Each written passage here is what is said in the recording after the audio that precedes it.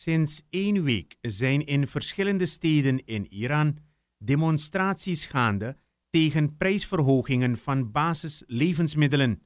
Maar wat is er precies aan de hand? Kijkt u naar een samengesteld verslag van de internationale satellietkanalen.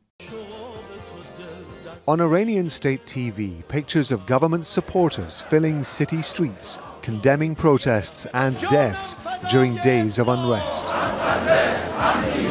It's basically people who are believing that what's happening is against the regime, and they want to support the regime by saying this is a revolutionary regime and we are in favor of it.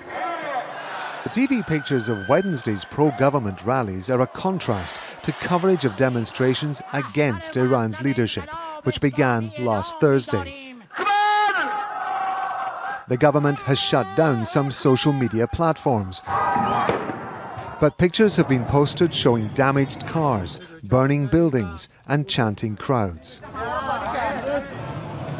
Protests about unemployment and Iran's economy, which has been struggling after years of sanctions, have grown to include demands for greater freedoms. Hundreds of people have been arrested. The US is demanding an emergency meeting of the UN Security Council. If the Iranian dictatorship's history is any guide, we can expect more outrageous abuses in the days to come. The UN must speak out. President Donald Trump has sided with the anti-government protesters. He's tweeted, "The people of Iran are finally acting against the brutal and corrupt Iranian regime. All of the money that President Obama so foolishly gave them went into terrorism and into their pockets. The people have little food, big inflation, and no human rights. The US is watching."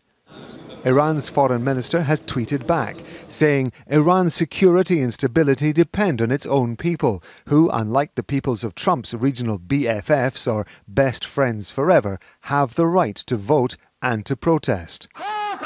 More pro-government rallies are expected, but there have also been calls for more demonstrations against the government. It's not clear if both sides will be on the same streets at the same time.